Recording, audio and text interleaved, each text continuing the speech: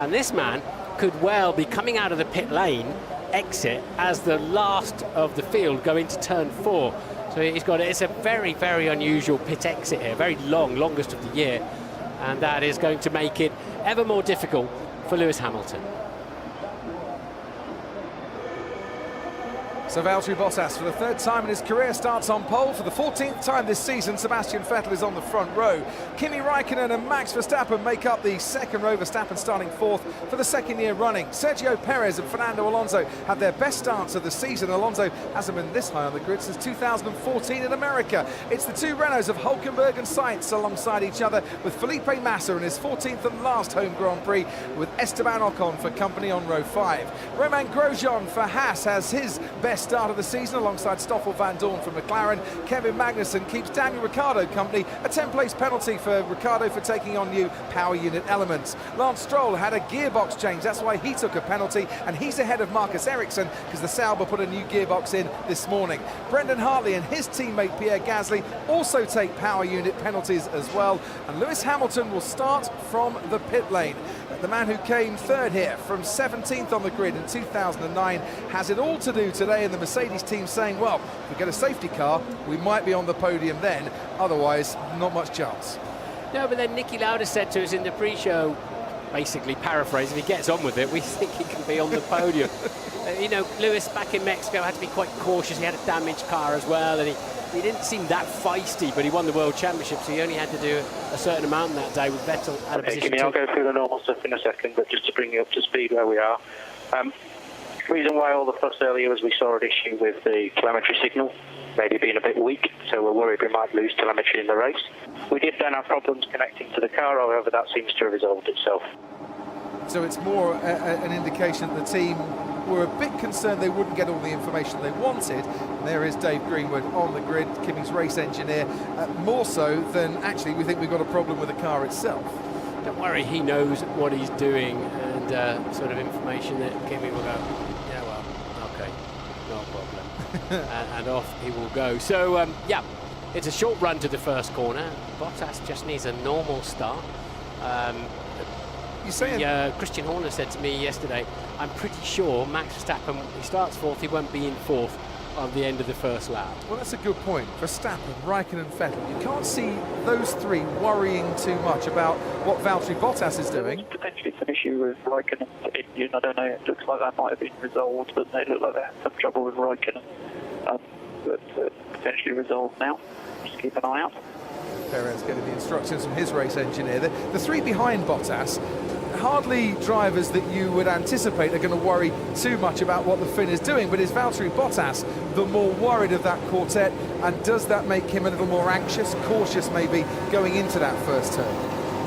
Yeah, you're absolutely right, but you know, you can't win a race on the first corner to an extent. You can lose it, and I don't know, Verstappen got his elbows out and managed to win Mexico, but he has so much speed, he was going to win anyway. That's Sebastian Vettel getting away an awful lot slower than you would normally expect, just for the formation lap. Doesn't matter as long as he doesn't drop to the tail end of the field. So I always think it's odd here, but when you start in the pit lane, you're not allowed a formation lap. So everything, you get to the end of the pit lane, you're totally cold. Well, not totally cold, because they can warm them up in the garage these days, but it always strikes me, and you're not really allowed to go round and, you know, in a normal lap. Okay, guys, I'm here on the lap going to the grid.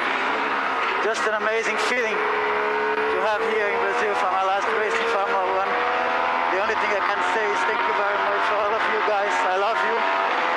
I love you for everything that you guys did for me. So, really thank you very much. One of the 31 Brazilian drivers to race in Formula 1, Felipe Massa, and there's his proud dad at the back of the Williams garage, his brother here too as well.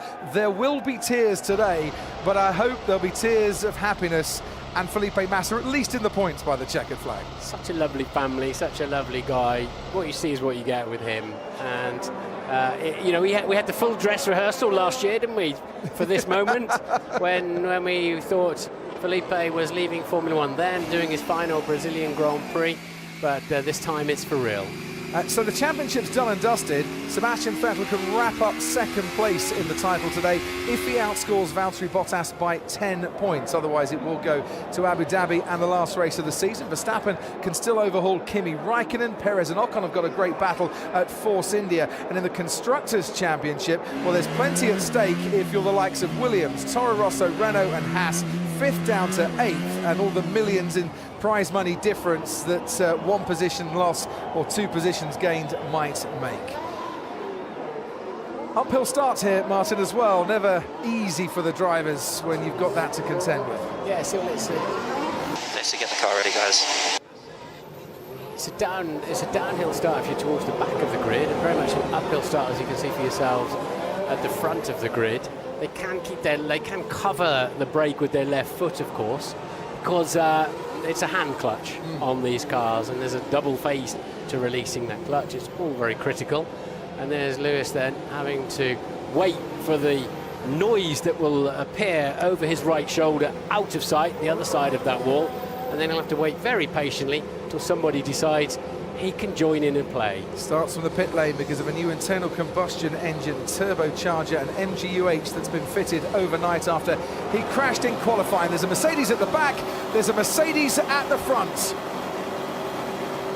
And it's lights out, away we go. Sebastian Vettel gets the better start, and towards turn 1 they head now, with Kimi Raikkonen and Max Verstappen jostling, and Vettel on the inside, getting past Valtteri Bottas. There's lockups behind, but they all seem to get through the first corner okay. Sebastian Vettel leads Valtteri Bottas, Kimi Raikkonen, Max Verstappen, and Fernando Alonso, and there's Daniel Ricciardo spinning out towards the back, getting caught up through the center S's. Down the Retroposta now to Desquilo do Lago. Vettel leads from Bottas. Ricciardo, of course, starting from P14 with that engine penalty, and that's why he was back down there, but he looks like he could get going again without any damage. There's the 2 Renaults dueling away. Carlos Sainz trying to find a way past his teammate Hulkenberg, and Esteban Ocon and Romain Grosjean collide, and is Dan Ocon out of the race after 27 consecutive finishes. Esteban Ocon is out, he's got a puncture, and he won't finish here in Brazil. And the safety car was already deployed before that incident happened.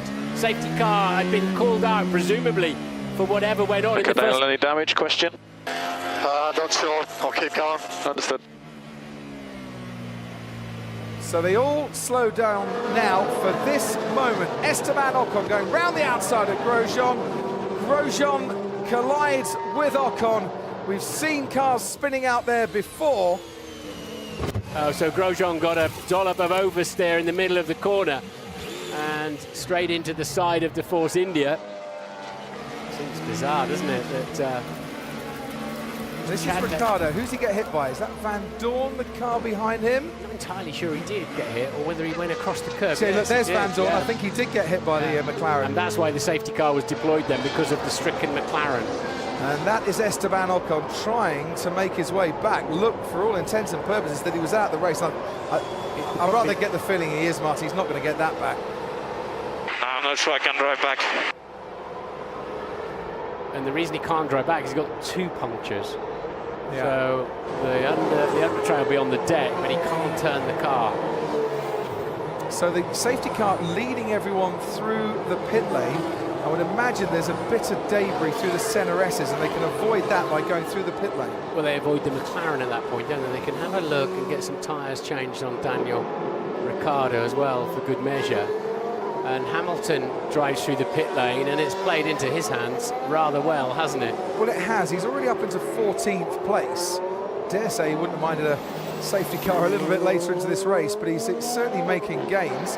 And Stoffel Van Dorn is out, with 600 fans at the McLaren Technology Centre having their fan day today, hoping to cheer him on.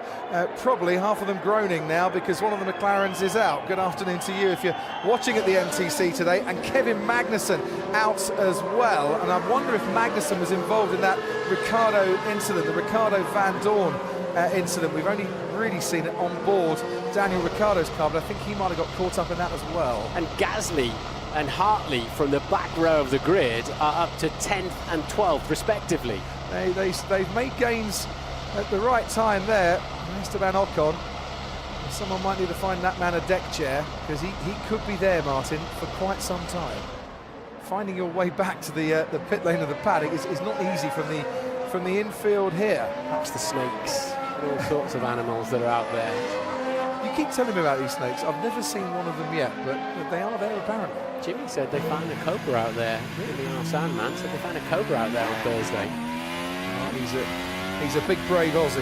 He knows how to deal with snakes like that. Fancy coming across one of them myself.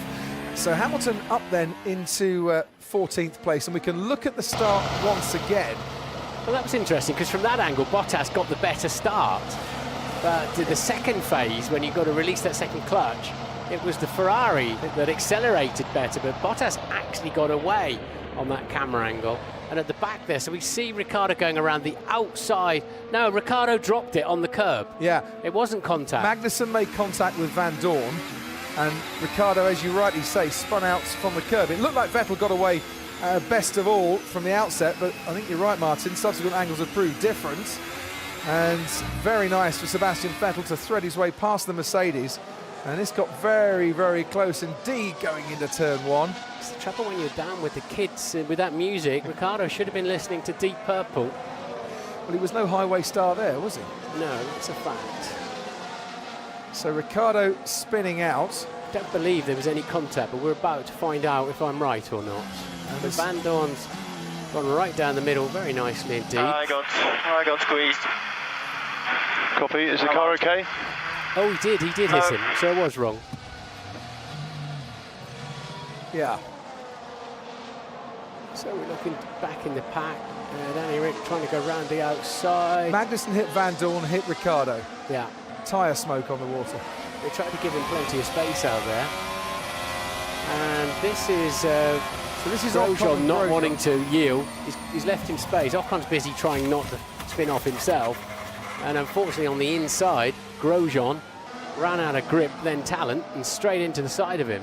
So Force India picking up only their second retirement of the year for either of their cars. And Stoffel Van Dorn, who went into this race with only one retirement in the last 12 races, is trying to find a way back to the pit lane. It's the head and neck safety device, the hands device, hanging away from the crash helmet there, that's attached with two straps. Is he allowed to cross the track? If the marshal gives you, if a marshal says you can cross, or a track official says you can cross the track, yes. So once again, we're going to go through the pit lane here, which might just give Van Dorn a chance to get across the track here. So Kevin Magnussen out. Romain Grosjean, who crashed on his way to the grid here 12 months ago, involved in another accident, this time on the first lap of the race, running down to 16th. Hardly the best 65th birthday present that Gene Haas could have wished for this afternoon. And they really fancied their chances too this afternoon with the scrap that is the midfield, but Phil Massa up into 6th. That was a great start from him as well for Williams. Yeah, Perez losing out, Hulkenberg and Sainz dropping down a place as well. Alonso got a bit squeezed by Max Verstappen, but managed to hold on to his position. He's running 5th, as you can see. Kimi Raikkonen ahead of Verstappen, Vettel ahead of Bottas. Grosjean, Verline and Ricciardo have pitted. They may try and go to the end from here. Well, they've pitted Grosjean and Ricciardo to put the soft compound tyre on. Now, Pirelli is saying, Martin, 45 laps of a lifespan for the soft compound tyre. We've got 71 laps, 67 of which still to be completed. That's quite... Sounds ambitious, doesn't it? Yeah. But time will tell.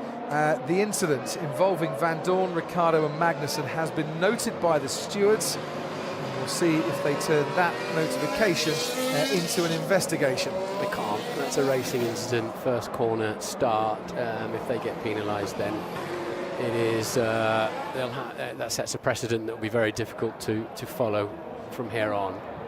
A bit like allowing Verstappen to overtake off the track in Austin, forgetting who it was, when it was, last lap or whatever. As soon as that's a can of worms. As soon as and 5 wrongs don't make a right in that race, you cannot let drivers. What about Grosjean and Ocon though? Is that still a racing incident? I believe it is. They were racing side by side and Grosjean has oversteered into his teammate. Ocon was trying to go around the outside. It's a first lap racing incident. Yeah, and that's 27 races from the start of his Formula One career to now that he's seen the checkered flag. Esteban Ocon completed every single race this year alongside Lewis Hamilton, the only two drivers that have completed every single race, but like Max Chilton, the previous record holder for those consecutive starts, crashing on the first lap. And that's it to end that streak. It has to come eventually. I say all these things in the absolute hope I will never be invited to be a driver steward, because I think that is the worst unpaid job in the world. Derek Warwick, the driver steward, who's got the lucky task then for this particular race. Good news for Renault, of course. Ooh, if Renault beat Toro Rosso in the championship, after all that's been said this weekend. If you haven't been with us all weekend long, Alan Prost has been acting as a peacemaker. Jerome Stroll, I think, has as well. Toro Rosso basically responding to... How are the track conditions, Max? Yeah, sunny. Yeah, any more debris left? No. Just enjoying every Sunday afternoon, isn't he? Toro Rosso responding to comments made by Cyril Abiteboul at Renault and saying, yeah, it's not to do with our installation as to why your engines are going wrong. It's to do with the fact that your engines aren't up to the job. And we had a bit of a tete-a-tete, shall we say, in the paddock yesterday. Safety car has gone in. We'll talk about that maybe in a little while. And Sebastian Vettel going nice and slowly, backing the pack up, waiting to get the jump, let the safety car go as far away as he possibly can, because when he puts that foot down, he is going to want to lead them now round Junsao and all the way up that straight towards the first corner. And there are possibilities for overtaking here, Martin. No DRS yet for a couple of laps, of course, but he was trying to back the Mercedes into his teammate, hoping that Raikkonen might get a slipstream on him and get a chance for a Ferrari 1-2. Well, Raikkonen might be gaining, but certainly behind. Felipe Massa is gaining on Fernando Alonso, and this time Felipe is faster than you, Fernando, and he makes his move up into 5th place. Sebastian Vettel leads from Valtteri Bottas, Kimi Raikkonen, Verstappen, Massa, Alonso, then comes Perez, Hulkenberg and Sainz, and Lewis Hamilton now up into 13th place. He's managed to get past Romain Grosjean. Mercedes looking very good on the front end on the restart as Hamilton starts to try to carefully pick his way through an angry pack. Stroll there up into 12th place as well in the second Williams. We saw them snaking all over the place. They tried to apply the power, and that's a dangerous place to be. Can he make it stick? Of course, that is very brave of Lou. That's where he went off, of course, in qualifying. Job done. Current Formula One world champion, trusting there the current world endurance champion, Brendan Hartley, that he didn't go too far to the left-hand side. Hamilton gets past the Kiwi, now up into 13th, and has got Lance Stroll very much in his sights as Sebastian Vettel opens up that advantage on Valtteri Bottas. Verstappen sticking there very nicely with Kimi Raikkonen, and Felipe Massa in a really good position to have a very enjoyable final Brazilian Grand Prix. He's got past Felipe Massa and he's into the top 5.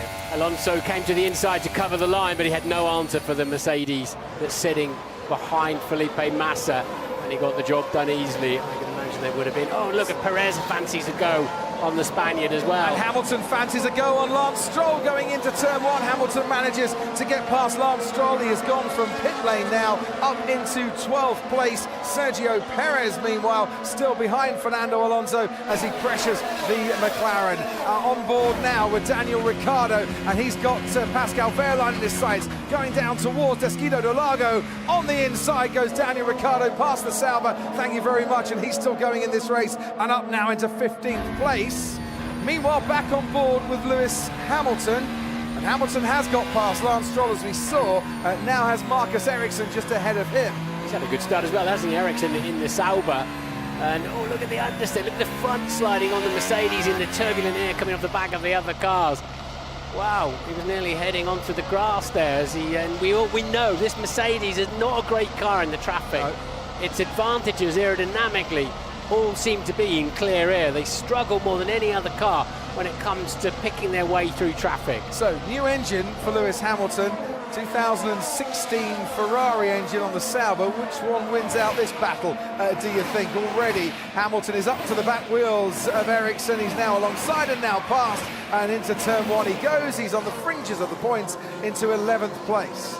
A low more understeer there for Hamilton. It will be hurting his tyres a bit, but of course he's got a brand new engine in. They took that, they put an engine in while they knew they were starting from the pit lane anyway, and that he can really turn that motor up with only 2 races to go this season. They're not exactly conserving the life on that particular engine, are they? So we can watch now Hamilton once again breezing past the Sauber.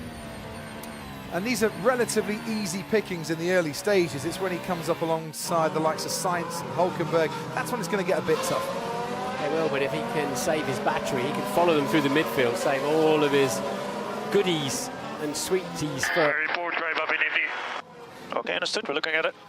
Now, Renault have taken a precautionary measure in this race as well with their turbo, which has to work quite hard here and spin rather fast because we're at altitude once again, as we were in Mexico. And after the problems that they had in Mexico, they've opted to reduce the speed that turbo is spinning. Let's just watch Hamilton for a moment. He's on Pierre Gasly's tail, and he went round the inside of Ericsson. He's gone round the outside of Gasly, and Lewis Hamilton into the points at the start of lap 9. And there's Daniel Ricciardo fighting his way past his good mate Brendan Hartley. He's now got the Williams of Lance Stroll just ahead of him. Ricciardo 14th. While all this is happening, Sebastian Vettel 1.6 seconds clear of Valtteri Bottas. Great to see two great drivers in fast cars coming through the pack. Raikkonen is now within DRS range of Valtteri Bottas. Third place man, will get his rear wing open. Okay, right-hand side tyres starting to get into the danger zone. The super soft tyres that Nico Hulkenberg is running. So they've reduced the speed of that turbo just as a precautionary measure. What in effect it means, they'll get up, they won't lose power in terms of overall during the race, but it will take a while to use that turbo to its fullest extent along the long straight. So out of Junsao, they might be a bit vulnerable, the two Renaults, to the likes of a Mercedes coming up behind them. The right-hand tyres, it's an anti-clockwise circuit, of course, so you do more lefts than rights, and the lefts like this on very high load, and that'll be temperature-wise in terms of blistering. And as I said, a little bit susceptible maybe. Carlos Sainz certainly was. That was a lot easier than you would expect for Hamilton to get past Sainz. He's now cruising his way up into the points, and he is only 12.5 seconds off the race leader at the moment on lap 10. His soft tyres are going well. His engine, of course, is mighty up the hill. So, as I said, as long as he can stay, he'll easily stay with them through the technical middle sector of the lap, and then just power through every time. And those Renault precautions, by the way, not just affecting the works team. That counts for Red Bull, and that counts for Toro Rosso in this race as well. Ted Kravitz, good afternoon. Yeah, hi Crofty, hi Martin, good afternoon everybody. And it's hurting, those Renault restrictions hurting Max Verstappen. They were trying to get him to have a go at Kimi Raikkonen for third. Radio check, Brandon, radio check. No response. Press the radio button if you can hear me.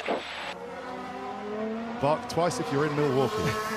I think is the phrase. I don't think he's hearing him. No, okay. So, yeah, and it's just not working for Max Verstappen. They tried to get Raikkonen off the safety car restart, and it's just dropped back, if anything, from Kimi Raikkonen. And I just wonder whether it's Verstappen that Christian Horner, guys, was talking about in terms of a 50-50 chance of actually getting towards the end. Considering that Ricciardo's got new power unit elements, I took him to mean Max Verstappen. Oh, there goes Daniel Ricciardo late on the brakes on the Williams, locks up a little going into turn 1. It's another trademark Ricciardo move, this time on Lance Stroll, and the Australian has put that Red Bull up into 13th, whilst Lewis Hamilton, meanwhile, is now up past Nico Hulkenberg and into 8th. And Ricciardo's not stopping there. He's got the Sauber alongside him and now behind him. Ericsson is past Ricciardo's 12th. Man on a mission, isn't he? Yeah. But he sees overtaking chances in the dry that don't appear to be remotely on. And he sends one up the inside, puts a lot of faith in his victim, and they all seem to play the game. And it's great, because if you get a reputation for those lunges, then the other drivers start looking out for you. Yeah. Nice job, mate. It's great stuff. Gasly next one. Gasly Never heard of him, mate. Gasly the car, you can see, and that's our race leader, Sebastian Vettel, 1.8 seconds clear of Valtteri Bottas. Kimi Raikkonen's dropped back a little bit from Bottas now. He's not within DRS range of the Mercedes. Verstappen runs 4th, Massa runs 5th, and Christian Horner's on the Red Bull pit wall and with us live this afternoon. We're rather liking the progress your boy is making. That's another trademark move he's just picked up there, Christian. Absolutely. I mean, Daniel's one of the best overtakers in the game, and he's going to have to be this afternoon, that's for sure. Are you a little worried once again, though, about your power unit, about your components, and these restrictions that we're told Renault have placed on their turbocharger for this afternoon? Well, obviously it's not a great scenario. We're very nervous about reliability and temperatures and all those things, but we've become fairly accustomed to that. So Daniel's catching Gasly in your sister car there. Are there any sort of overriding rules of don't fight each other too hard between Toro Rosso and Red Bull? Well, you know Franz, Martin. Well, you know him better. They're free to race, and they're competing on track. They're competing for position, but hopefully they'll give each other space. He's not in the best of moods this weekend as well, Christian. I wouldn't want to be the man that asked him if they could let you past. Yeah, it wasn't Martin that upset him this weekend. So it looks like Daniel should get a run either down to turn 1 or down to turn 4. Well, I he's in the slipstream here. Here he goes. This should be, hopefully, textbook. There you go. I don't know if you leave half his brake pads out or something, but he seems to come from about 100 metres back sometimes. Yeah, he's last of the late breakers. That's where he's so strong. He's at the end of the braking area, and as I say, he's going to need to be using that this afternoon. And on that harder tyre, he's doing a great job. And just finally, Ted said 50-50 he was told for one of your drivers today in terms of the race. Who are you more worried by in terms of reliability, Verstappen or Ricciardo? I think it's 50 for Ricciardo and 50 for Verstappen. So, of course, this time of year, reliability is always crucial, and we've had a run of bad luck recently, and obviously Renault got a few issues that they're nursing, but hopefully we'll be all right. Thanks, Christian. We'll be back with you in a little while. As you can see, Sergio Perez looking in his mirrors now, has the silver arrow of Lewis Hamilton right behind him, and I don't think Force India feel their fight is really with Hamilton today, so this could be another fairly easy overtake as well. Yeah, but it's one of those pesky Mercedes customer teams, isn't it, with similar engine power. He's going to have to do it on the brakes. But he's got DRS, which will certainly help, and he's got a nice slipstream as well, and he goes to the inside, and Perez covers him off, and that was a good move there from Perez, but Hamilton has still gone round the outside anyway. Nice one, he says to Sergio Perez, but I'm not going to fall for it. And by the time they get through the Curva de Sol, Lewis Hamilton is up into 7th place, but Perez fighting him back, might want to go around the outside here. Eventually under braking, Hamilton puts a couple of car lengths between himself and the Pink Panther. Yeah, I think he was having a bit of a go, wasn't he? But that was a done deal, basically, as they came out of the last corner. He made a late move, but fair enough. And Lewis is in a much more feisty mood for different reasons than he was in Mexico when it comes to passing the back markers. And he's like, whichever way you go, I'll go the other way and I'll still make it work. Perez trying to fight him back.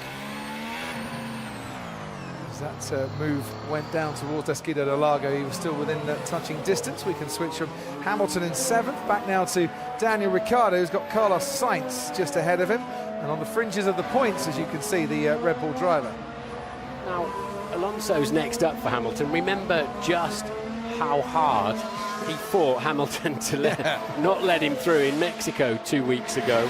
And Alonso's getting the use of DRS behind Massa as well for good measure. Here goes Ricciardo, there goes Sainz. Nice and easy. In fact, the easiest one of the three into turn 1, I would estimate there. The stewards, meanwhile, have said Van Dorn, Ricciardo and Magnussen, well, you can all come and see us after the race and have a little chat about that turn 2 incident on the first lap. And we can watch once again what it's like to sit in the Red Bull cockpits and see other cars passing by. I mean, for Hamilton, you're cruising along, minding your own business at 202 miles an hour, and the guy in front of you decides to change lane just as you get there. Yeah, no good. That's what that's all about. Passing you by, you passing them by. You know what I mean. Verstappen's catching back up to Raikkonen, look. So did he just drop back a bit to... Max, how is our pace relative to Kimi ahead? I've gone faster, but I'm stuck. Understood, thank you. Yeah, I wonder if he dropped back, Martin, just to cool things down a little bit, and then now's a good time to pressure him. Now we're on to lap 16. Might be expecting pit stops in about 5 or 6 laps time, maybe. Yeah. Gianpiero Lambiase there. I think they're obviously trying to work out, do they want to try and undercut him? Yeah. Do they want to run a bit longer? They're getting lots of data, obviously, from tyre temperatures and therefore tyre wear. Do they want to just push him into Raikkonen into a territory that he doesn't want to go? It's a one-stop race, this. And so you'd expect to see Ricciardo stopping again. Hamilton was 2.4 seconds behind Alonso on that lap, and I imagine Alonso will be defenceless in terms of power at the top of the hill here underneath our com box, Crofty. But of course, we know how wide he can make a McLaren. I see Vettel's pulling away. So gap to Vettel at the moment at 15 seconds. I think he needs to start managing some more. Right, so they think that Mercedes think that Ferrari's pace is just a little too strong at the moment in terms of making this one-stop strategy work. Yeah, bearing in mind, of course, Lewis will have the super softs on. A brand new set is spoiled for choice. Having put it in the hedge in qualifying one, he's spoiled for choice in terms of new tyres. He's got as many as he could ever want in one afternoon. He's got 4 of them to start this race. Felipe Massa settling into a nice position in 5th place at the moment. Fernando Alonso, fair play to Fernando Alonso, has been very much on it this weekend, Martin, keeping within DRS range of the Williams in front of him, and keeping within that DRS range through the middle sector, where the McLaren has been a very good car indeed. Hamilton gaining, though, as you can see. And in Alonso's mirrors will be Louis, as he used to call him to annoy him when they were teammates. It's a good performance from Alonso. Without that on the camera. No flies on him, just the camera lens. Sebastian Vettel. The tires don't feel aggressive. It's moving around a lot, but... Understood, Kimi, understood. Rear right temp is high, as you've seen. Hopefully it will start to come down. It's not often that they do, though, and we have track temperature of 58 degrees, so still punishingly hot for the Pirelli tyres. I'm just going to say, Sebastian Vettel, 1:14.1, last lap of 1:14.2 for Bottas. It's 1.8 seconds the gap. Bottas has reduced that a little bit by a couple of tenths in the last 3 laps. Kimi always sounds so relaxed, and like he's sort of cutting the grass on a sunny Sunday afternoon, trying not to spill his gin and tonic or something. After seeing Kimi Raikkonen on a lawnmower with you a few years ago, I'd like to see how fast he cuts the grass on a Sunday afternoon. It was mad. He had his lawnmower was faster than ours. Right, Massa, Alonso, Hamilton, all the way down to Descido do Lago, and that's trio are going to be coming ever closer together. Ted, down to you. And just looking over to the Williams pit wall, Crofty, and wondering whether Massa's starting to struggle with his tyres or something. He's a bit of a bottleneck now, isn't he? Holding up Fernando Alonso and Lewis Hamilton. He's done a couple of laps in the sort of early 1:15s. Alonso's pace, actually, having been in the 14s, now dropped into the 15s, whereas Hamilton very quick in the mid-14s behind them. So, well, we'll see whether Alonso can get past, and after that, Hamilton. Yeah, the Williams, shall we say it's a car this season, Martin, that hasn't had the downforce that either of their drivers would like, especially at the rear. Radio check, 1, 2. Yeah, radio is back. Radio is back. Okay. Copy. Oh, it's a bit like the old days of Radio Luxembourg. He fades in and he fades out. Now he's come back, Brendan Hartley. Excellent. DRS for Alonso and for Hamilton as well. Hamilton still catching the McLaren, but back to the Williams.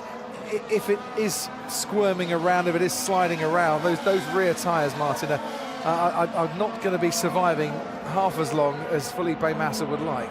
And of course, those starting in the top 10 had to start on used super softs, so they did Q2 with the second part of qualifying, and Hamilton on a brand new set of the more durable soft compounds. Meanwhile, back with Daniel Ricciardo, who, guess what? He's up into 9th place. He's just got past Nico Hülkenberg. Hülkenberg was looking to see where he was, and then suddenly from out of nowhere, there he is. Didn't fight that one at all, did he, the Hulk?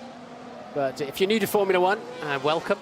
And just to let you know, the drivers have to use on an all-dry race at least, 2 compounds of tyre. And one of them is mandatory. And it's more complicated than that. It's one of a pair. Yeah. The 2 they'll use anyway. We won't see the white marked. So there's the medium tyre, the soft tyre, and the super soft. The medium is not a favoured tyre here, but that means that the soft tyre will need to be used and the super soft as well. At some stage. Right, here goes Hamilton on Alonso. He's a lot quicker this time around. He's going to look down the inside here. I don't think Fernando Alonso felt he could really win that fight, because he left a nice gap for Lewis Hamilton to slide down the inside and put that Mercedes up into 7th place. smart from Alonso, because I think he realised he doesn't want to lose the DRS and toe of that Williams. There's no point losing 3 or 4 seconds squabbling with Lewis Hamilton and then losing his real fight, which is Felipe Massa. Yeah. I mean, McLaren... Because he made this very easy. McLaren are expecting a day, he did break a little bit earlier, didn't he? Yeah. McLaren expecting a day where Fernando Alonso starting 6th on the grid, they didn't expect him to finish 6th. It might just be that they can reappraise that, given the struggles that Felipe Massa seemingly is having with his tyres at the moment. Definitely got a good front end on that Mercedes, as long as he's not in too close to the car in front. He can climb all over the curbs, can Hamilton. He's got another pesky Mercedes customer car to pass as well, but he will have DRS. And let's see, he should start getting ever closer now. He is, and it's going to be a very late break from here. Well, he's going to have a look, but decides against it. Although it has to be said, Felipe really struggling, Martin, through those corners. He went in a little bit deep on the brakes, defending fresh air to an extent. Hamilton gets a second bite of the cherry down here, and will he get a run up to the inside? He's going down the inside. Down the inside he goes. Hamilton now up into the top 5 after starting from the pit lane, and we are on lap 21 of the Brazilian Grand Prix. Felipe Massa drops to 6th, which is a big shame for him because he hasn't had a top 5 finish this season. He's never had a full season without a top 5 finish either. It's important to close that gap now, please. Close the gap. And he is closing that gap with a new lap record as well, Valtteri Bottas, with the fastest lap of a 1:13.6. Fastest race lap, and we can see what it looked like from the helicopter. Hamilton on Massa. So Hamilton's only 17 seconds off the lead now, with some faster tyres at the end of the Grand Prix. He's brought himself right back into play. Well, he has. So the word from the team at the start of this race was, and I asked them, can you get a podium today? Well, we're going to need a safety car. We've had a safety car, probably came a bit earlier than they expected, but it at least allowed Hamilton to close up. And there's a lot going on that first lap, including, and I'll tell you in a minute. The rear tyres, they're getting warm. Understood. All right, so if he's struggling, others might be too, including Romain Grosjean taking out Esteban Ocon, and Grosjean has got a penalty for that, a 10-second time penalty for Romain Grosjean for causing a collision, the collision that took out Esteban Ocon at Ferradura at the Horseshoe. Grosjean was on the inside. I think that's pretty harsh. In fact, I think it's very harsh. He did cause a collision, but it was being pinched down into the midpoint between turn 6 and 7. Well, I'm sure we'll see a replay again. Could he have done more to not career into the Force India? Stayed by the pool this morning, that's about all I can think of, Crofty. There it is, confirmation that Romain Grosjean, rather than taking a dip, has taken a 10-second time penalty for causing that collision. So, back to Hamilton and what he can do here. Mercedes say, on podium, we need a safety car. They've had that safety car. He's now just set a new fastest lap of the race. He's 17.4 seconds behind Sebastian Vettel. He's going to have the faster tyres on when he makes his pit stop. Vettel's going to have to go to the softs. You do wonder whether he can challenge now, not just the top 3, but the top 2. Oh, absolutely. I think he can, because he's now got clear air in front of him, so it's going to be very interesting to see the sort of lap times he can consistently punch in. Now, here we go. Dive in.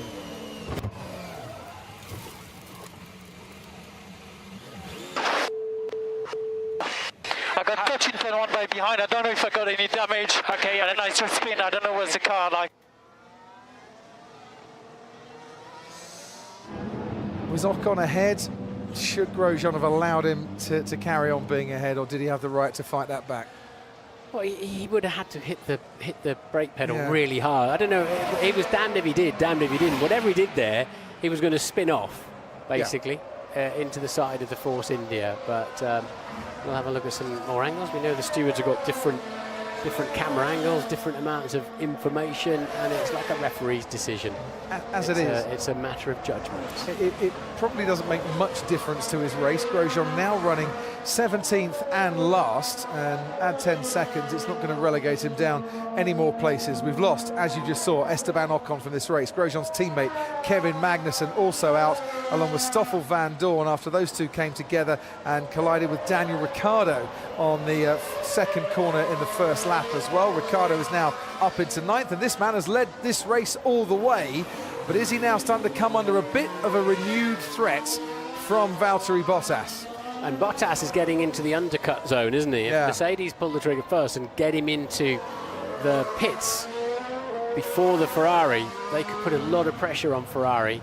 Rubens Barrichello there watching on. Good to see him back in the paddock. Haven't seen him personally all weekend, but what will Mercedes do now to try to put pressure on Ferrari?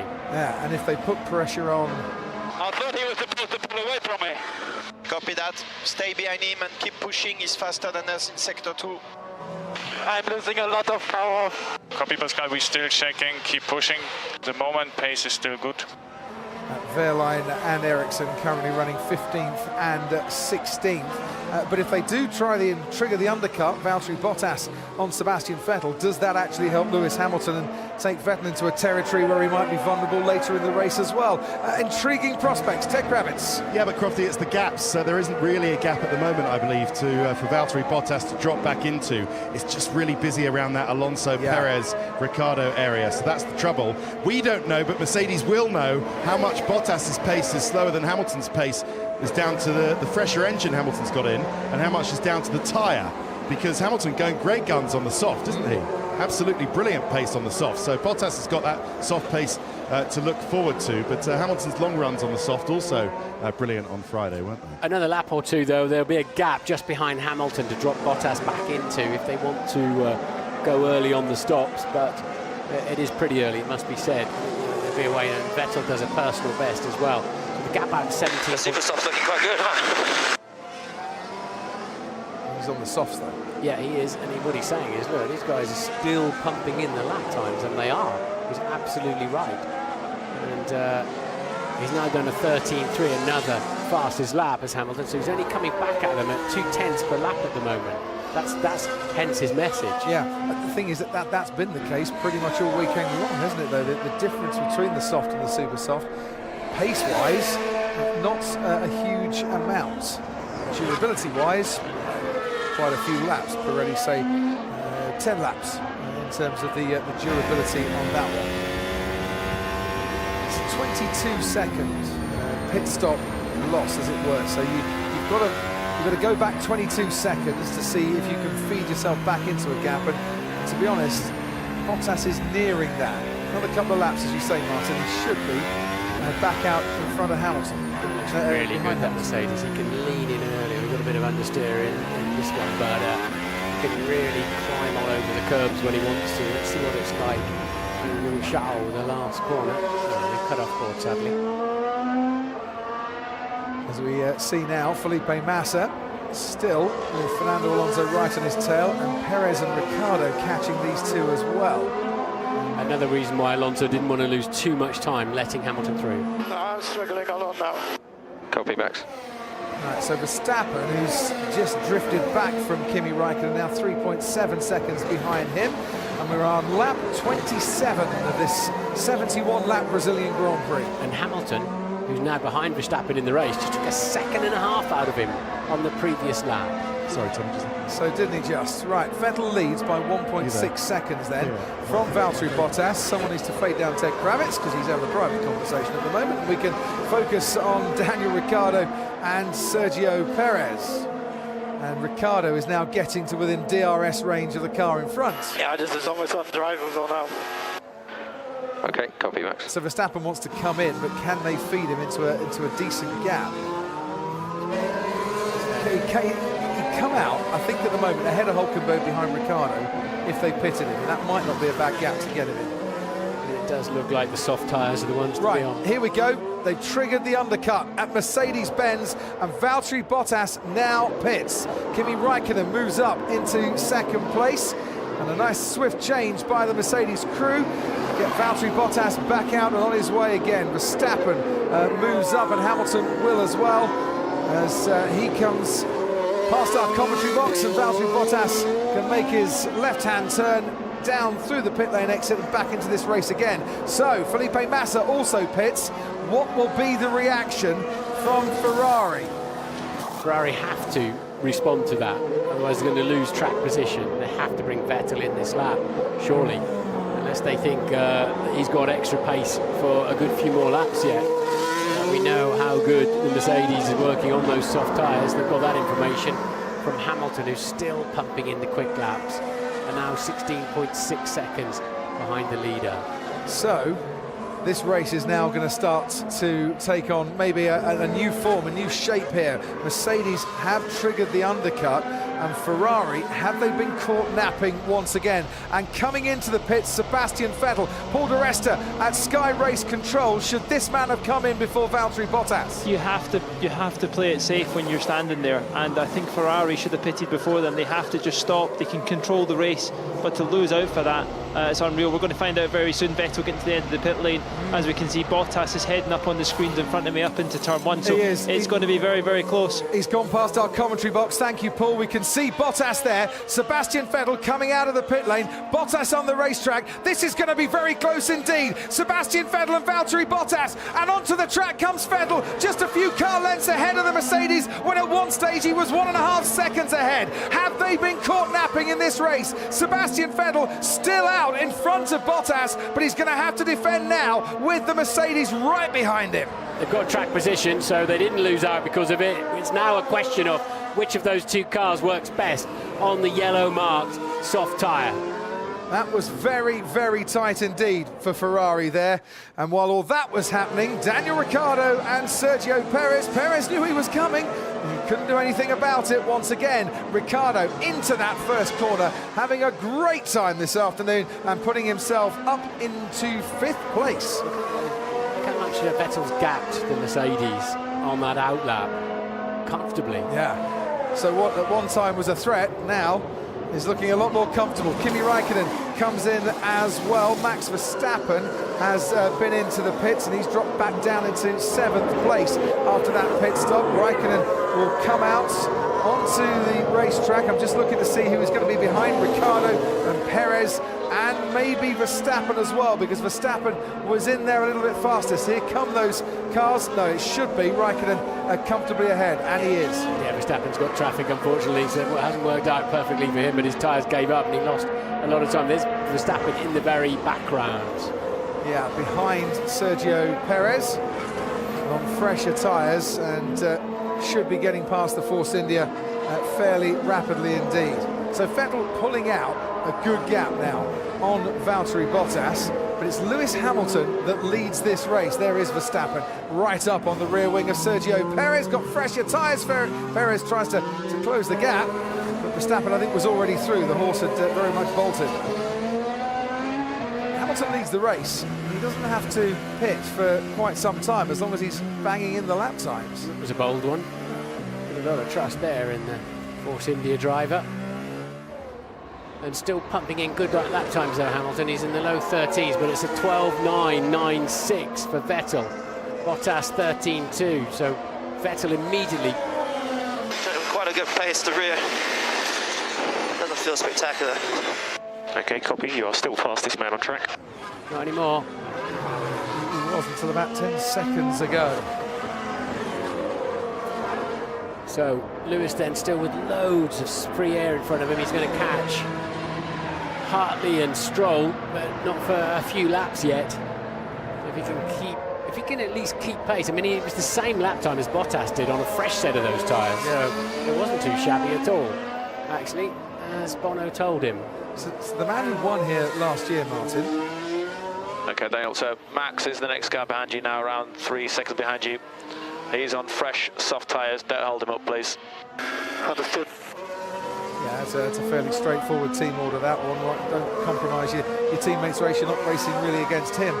Hamilton, this time last year, didn't actually make a pit stop to go and win the race. I think he's the only driver ever to win a race by not making a pit stop for fuel or tyres, or the only man for quite some time. I'll check the facts in a minute.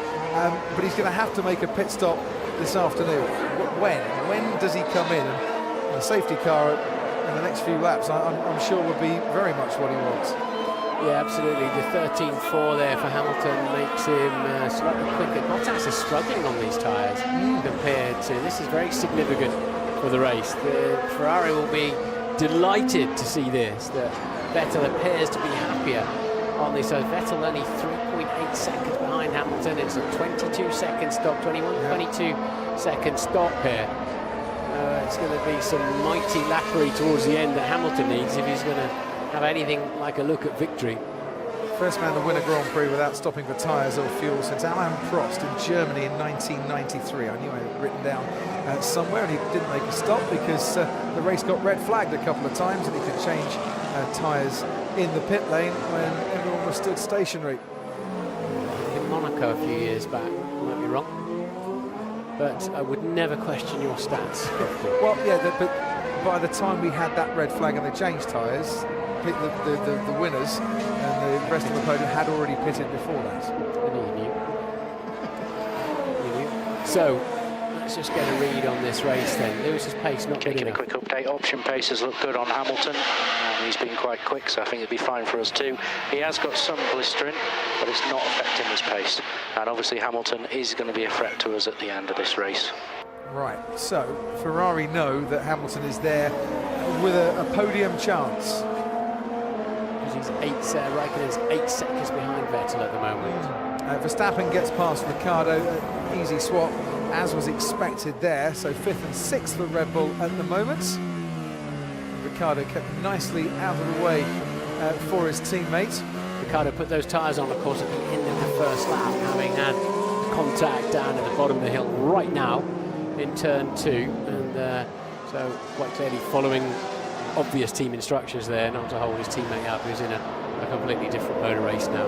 So Esteban Ocon, one of the 3 drivers out of this race, goes over to the pit wall. He's had time to get changed into his civvies and have a little chat with Bradley Joyce's race engineer, Romain Grosjean, with a 10-second penalty for causing that collision. He is currently in 15th place, is Romain Grosjean, with Brendan Hartley and Lance Stroll behind him. And Raikkonen has just set a new fastest lap of this race, a 1:12.9, fully 0.4 of a second quicker than his teammate Sebastian Vettel. Ted, down to you. Slightly frustrated sounding Fernando Alonso has just been on the radio asking what's going on, because he's still stuck after those pit stops behind Felipe Massa. This is because Williams grabbed the initiative and pitted Massa ahead of Alonso. Yeah. And I'm just wondering why McLaren didn't try the undercut.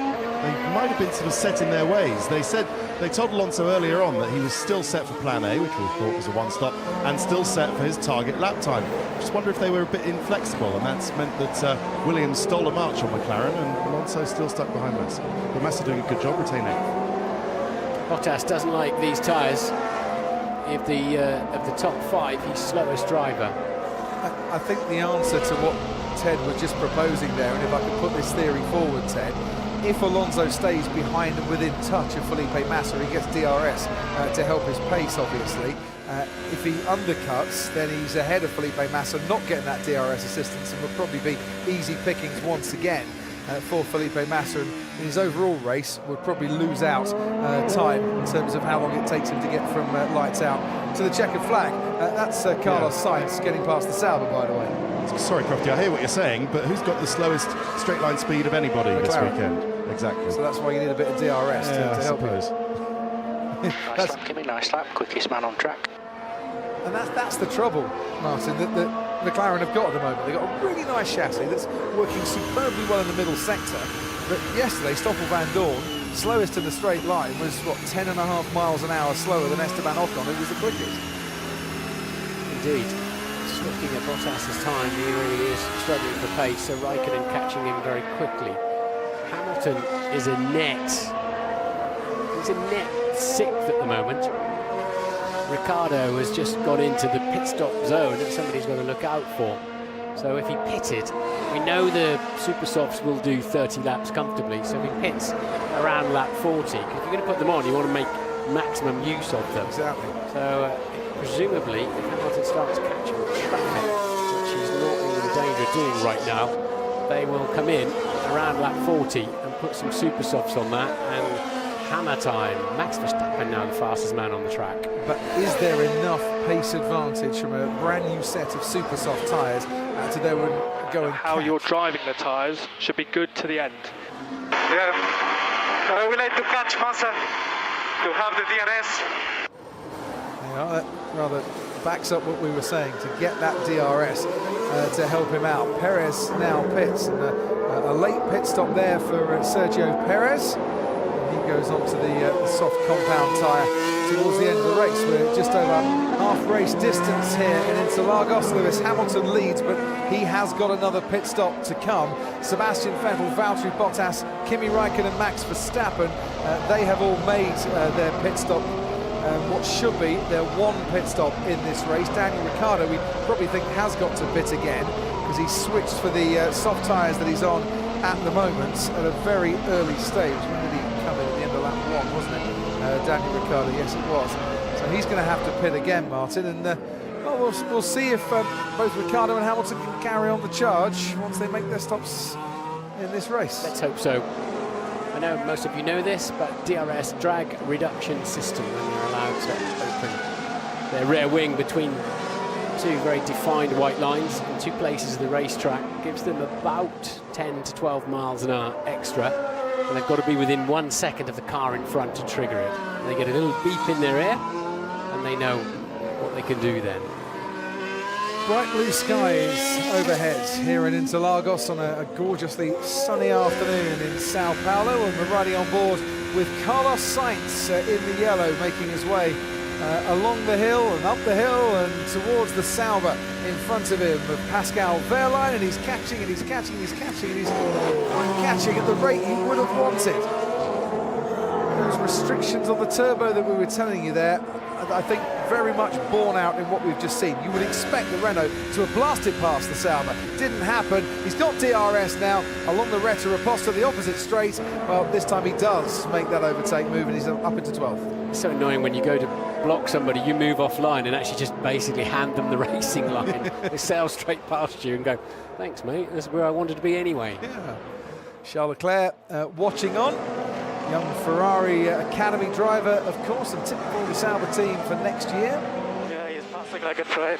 Understood, Pascal.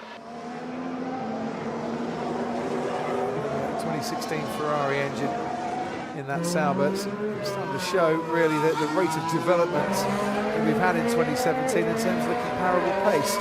So that's how Sebastian Vettel is gaining on Lewis Hamilton in the last couple of laps. Actually taking out the gain Hamilton made on lap 35. The difference between them at 3.5 seconds.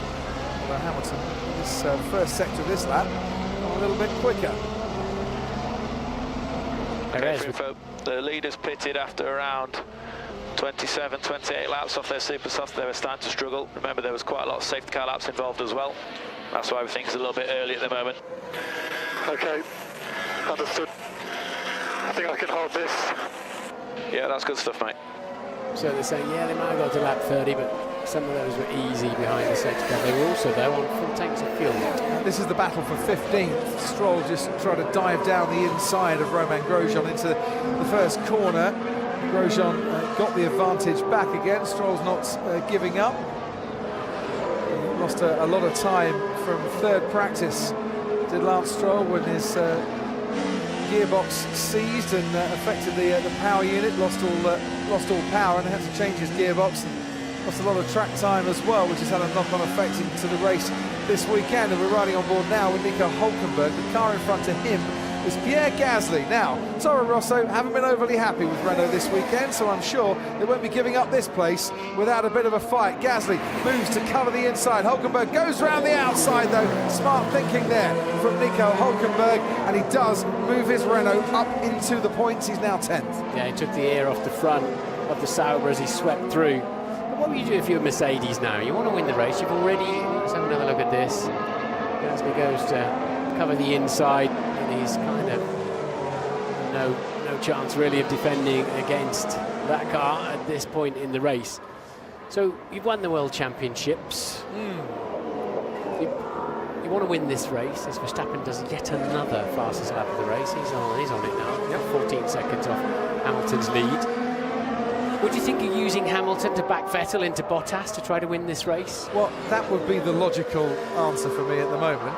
I don't think Hamilton's going to win this race, not unless we get a safety car. He's now coming up onto laps, cars to lap, which is going to slow his pace down a little bit.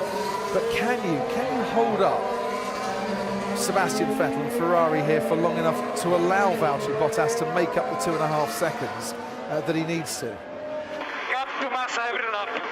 Last lap, 2.8, Perez plus 6.7. Perez, I don't care. He will come. Nothing we can do. Once we catch Massa, we are in danger. Okay, let's go get him then. Okay, I'm surprised you can't see him. Normally you get a couple of reference points around the circuit. Several, actually. Here's Lance Stroll on Romain Grosjean again. He's locked up going into turn 1, so Grosjean might want to fight this one back again if he can. And there you go. He gets ahead going into turn 1, and then coming out of the centre S's, Romain Grosjean retakes the move, takes the place.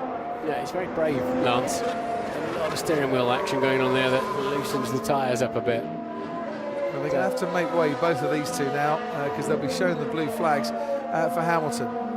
Yeah, if Mercedes want to win this race, the only way they're going to do it is if Valtteri Bottas wins it. Jesus, he has good traction. How is it so possible with 30 lap tyres? If I was Mercedes, I'd get them out, get Lewis out of here now. He's got a lot of traffic ahead of him. Well, he has, but if he is going to hold up Sebastian Vettel, yeah, I don't think they wouldn't do that. I don't think they'll do that. But it's a philosophy to help win the race, because Bottas has calmed down a bit on these tyres now. Yeah. So on Thursday, Hamilton was asked, will you be trying to help your teammate get second place in the championship by beating Sebastian Vettel in this race? And his answer was, well, yeah, if I'm asked to do it. I'm sure Valtteri will want to do it on his own merits, but yeah, okay, if the team ask me, of course I'll do it. Which what wasn't to me the most convincing, yeah, I'll be driving for the teammate. Box, we have to retire the car. Box, we have to retire the car. Sorry for that. Brendan, yeah, copy box. Second DNF in a row for the Toro Rosso driver, and I would imagine it's power unit related. Fragile is a word you'd use if you were being very kind to Toro Rosso at the end of the season. And there it goes. Toro Rosso, who have scored 1 point in the last 4 races, and that came through Danny Kvyat in Austin. They're just going through power units elements at the moment, like someone's opened a tin of Christmas chocolates and everyone's just dipping their hands in. Hamilton lost 1 3/4 seconds passing this pair. Vettel's got to pass them as well, but he did clear them very well. I have lost time to Vettel. Yeah, copy. He's got to get through him too. That doesn't indicate to me that they're in a hurry to bring Hamilton in. No, I half wondered if they might pit him before he caught these two. Cost him, let's say, well over 1.5 seconds. I think Valtteri Bottas is not making much of an impression on Sebastian Vettel either at the moment. As the Ferrari, the red Ferrari, threads its way past the white Williams and the grey Haas. Well, Bottas now 2 seconds. On that last lap, actually, he's managed to pick up 8/10 on Sebastian Vettel. And if Ferrari had pitted before Valtteri Bottas, then Sebastian Vettel would have been a lot further clear, you feel, by allowing Mercedes to steal the initiative and pit 1 lap earlier. That the gap reduced quite significantly. We're watching the battle for 11th here between the one remaining Toro Rosso, Pierre Gasly and Carlos Sainz. At the start of the race, they're allowed to use 105 kilograms of fuel. Fuel's measured in weight because that doesn't vary like in volume like it does with temperature, and that's why they punish their tyres a lot more at the start of the race. It was easy for Carlos Sainz, wasn't it, past his former team? So I'm still surprised that they're not really, because Ricciardo's got a pit as well, but they don't want to take the maximum out of those super softs that they're going to put on. Right, here we go. Yeah, so Hamilton now comes in, our race leader who started from the pit lane on those soft compound tyres, comes in to make his one and only change. The super soft tyre goes on. Sebastian Vettel, Valtteri Bottas and Kimi Raikkonen move into the top 3 spots, and Max Verstappen occupies now spot number 4. And Daniel Ricciardo, I think, also is pitting. So Red Bull have decided Ricciardo should pit at exactly the same time as Hamilton. In he comes now. Hamilton then will come back into 5th. And the charge will be on to see if he can go from pit lane to the podium. Ted. A certain amount of irony there, because they were making sure that they had the gap to Ricciardo, weren't they, Mercedes? And then Ricciardo pits. So but that's a nice stop by both of them, and they're on their way. But just looking a bit further down, a good drive from Pascal Wehrlein, Crofty, if I can alert you to this. Yes. He was running earlier behind his teammate Marcus Ericsson, but is actually ahead of him now, and racing Gasly and the Toro Rosso ahead of him, the fight for 12th. He is. Quite heavily blistered the left front, although it's a passenger for a lot of this lap, the left front tyre. Can't see it in that shot. And it just basically, because it's being dragged around these long, fast left-handers at the end of the lap, as to why it takes punishment here. It's not the loaded tyre as such. You can watch a Formula 1 pit crew at work with their pit stops for hours. The symmetry and the movement around it all gets slowed down. It's a frenetic, violent thing, Martin, but it's incredible how they all work together as one unit and change things so quickly. Lance Stroll, meanwhile, wants to have another go at Romain Grosjean. And this time he's got Max Verstappen getting in the way as he's lapped by the man in 4th place. And Verstappen kind of being held up a little bit by Grosjean through these corners. Grosjean finally does move out the way, but what he wants to take care of is that he doesn't move out the way to the extent that he allows Lance Stroll to slip in as well, and Let's just keep racing. There's almost half a gap there for Stroll to feed into. Going to see some lap times now. Hamilton's in clear air on a fresh set of super softs.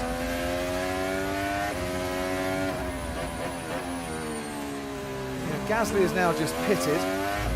So his tyres were getting a little bit worn.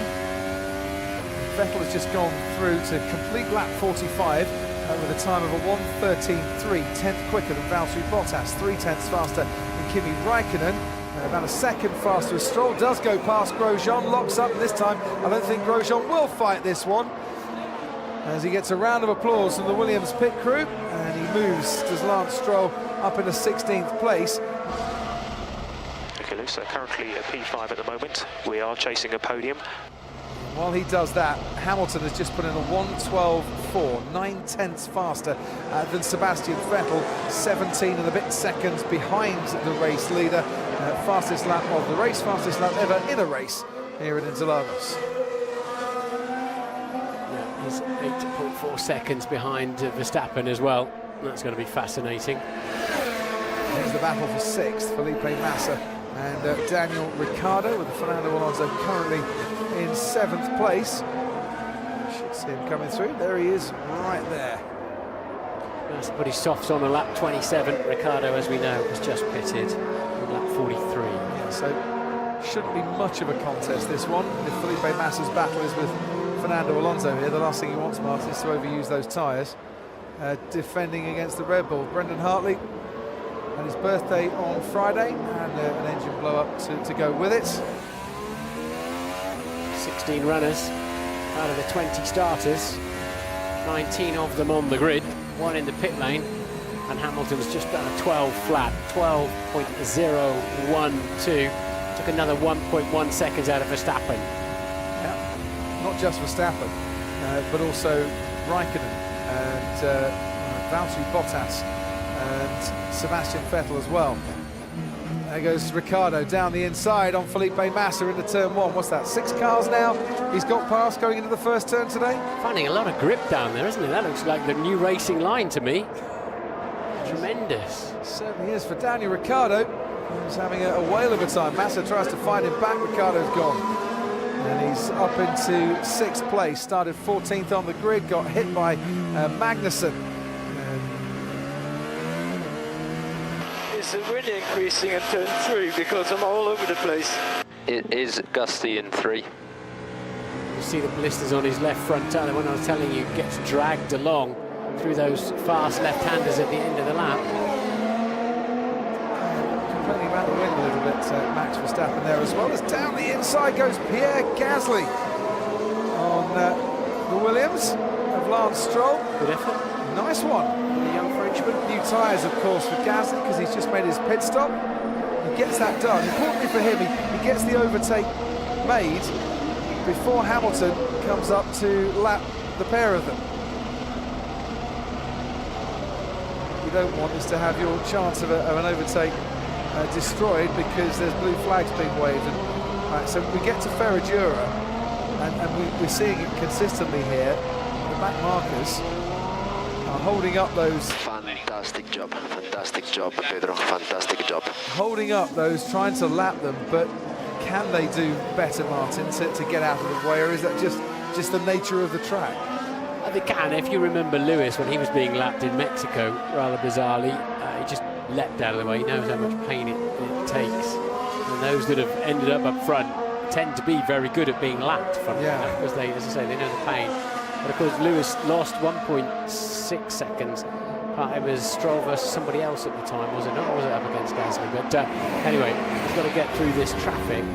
And then, again, there's nobody between him and Verstappen once he passes Gasly. Yeah, he's lost about 8/10 on that particular lap. And Gasly should really pull to the left here and let him through. Yeah, because Stroll is far enough back that he's not going to lose out. Stroll's not going to gain an advantage by pulling away. But he stayed on the racing line, but he lifted the gas and gave Lewis the corner. That's fair enough. This is where Lance Stroll did hold Hamilton up. Lost another 2 seconds just there. Where did we buy? Yeah, copy. We saw that. Family friend, ex-family friend. Because they are quite good friends, aren't they? Stroll was asked this week who he'd like as a teammate for next year. He said, I wouldn't mind Lewis Hamilton.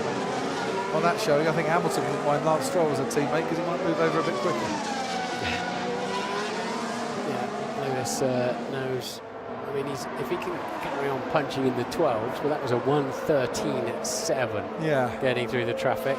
Well, he's got 21 laps to get past Verstappen and Raikkonen and get onto the podium, and we've got 7 seconds behind behind Max Verstappen at the moment. Flags for the back markers there. Raikkonen beginning to recatch Bottas. Valtteri Bottas now 3 seconds behind Sebastian Vettel as well.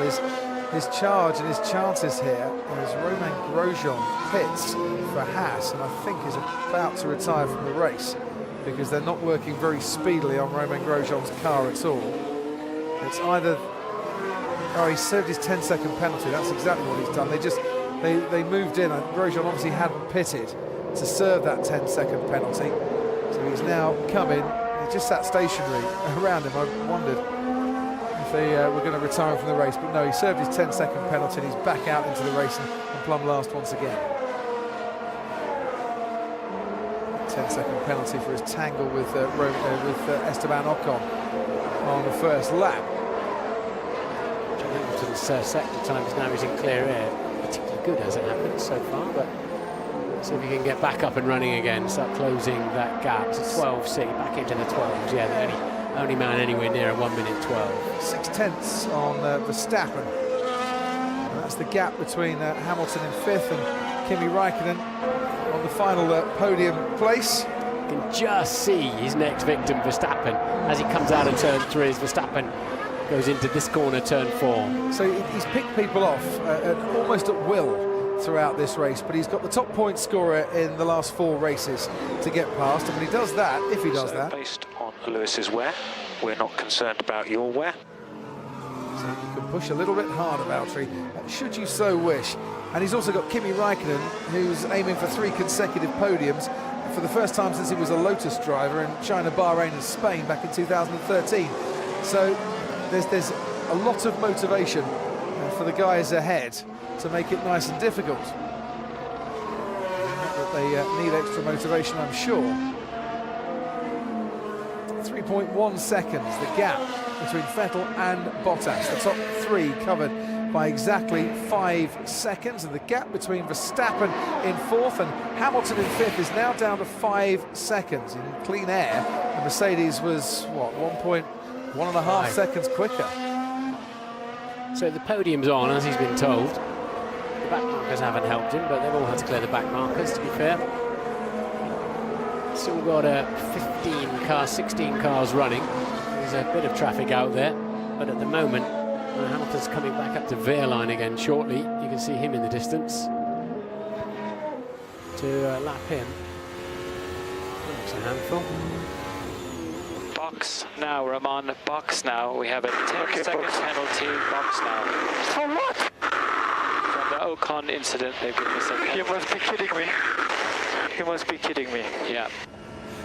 You get the feeling that they've only just told him something that we've all known for quite a long time, because they kind of knew what the reaction was going to be. I think it would have. Might not have driven quite as well, but it looked like his steering wheel was connected to the rear axle, not the front axle, when we went on board.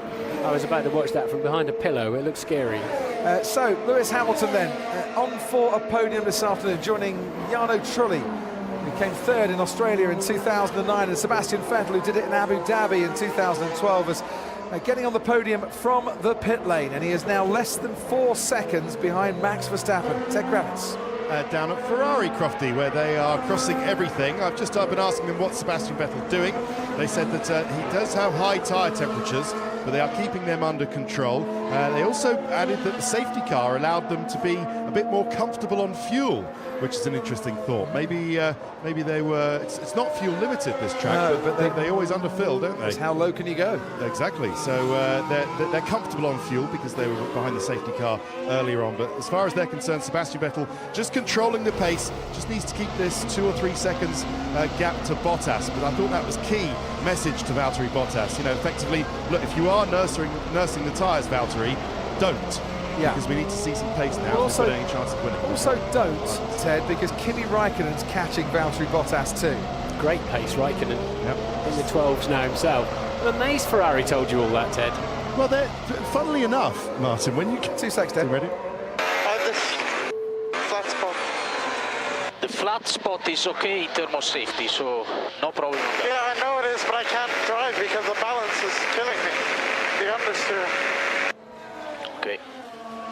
Yeah, Martin, they've always been very good mid-race at actually giving a lot of information, and key information, more than any other team. It just seems to be the rest of the weekend that they shut up shop. Good work, Ted. Good work. It's always good to talk. Right. The battle between Hamilton and Verstappen is tantalisingly on our doorstep, Martin.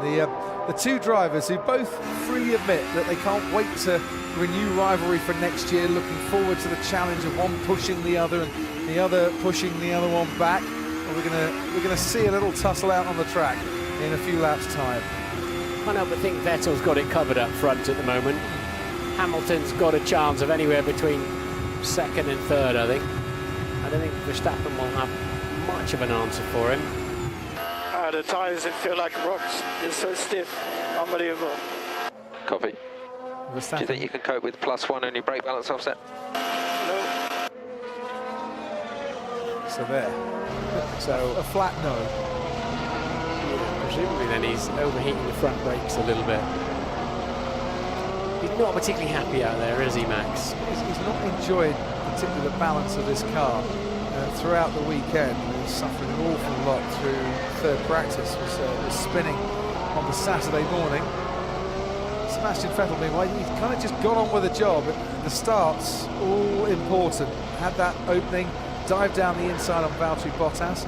Looked a little bit touch and go when he made his pit stop, Martin, and Bottas was a few car lengths behind, but since then has been able to control the race. Yeah, I do feel he's under control up there. Full-time world champion for no good reason. And next year, we see if Red Bull have got a car right from the outset, Ricciardo and Verstappen joining the fight, but 2 4-time world champions on the track. You know, hopefully, and fingers crossed, both in cars that can give either of them a 5th world championship. Max's right rear run hot as well on this compound. Yes, right rear, same temperature as you now. Your left rear is nice and cool, but your right rear is the same as he had. He did 28 laps. The temperature is... Did he hit trouble at the end? Yes, same as us on the soft, same symptoms as you had on the soft. Oversteer City. Yeah. So Hamilton then 12 seconds off the lead now. It's going to be good. Yeah, he's 2.5 seconds behind Verstappen. Meanwhile, as you can see there, Fernando Alonso is now within DRS range of Felipe Massa. And so McLaren's strategy, Alonso might have questioned a little bit, has brought him back into contention with the Williams in front of him. If the Williams is struggling at the rear, Alonso might just have a chance here to nick 7th place off Felipe Massa. Now, who would get out of the circuit fastest, I wonder? Fernando Alonso, if he robs Felipe Massa of that 7th place, or the person that wants to tell Romain Grosjean he's got 2 penalty points to go with his 10-second penalty as well.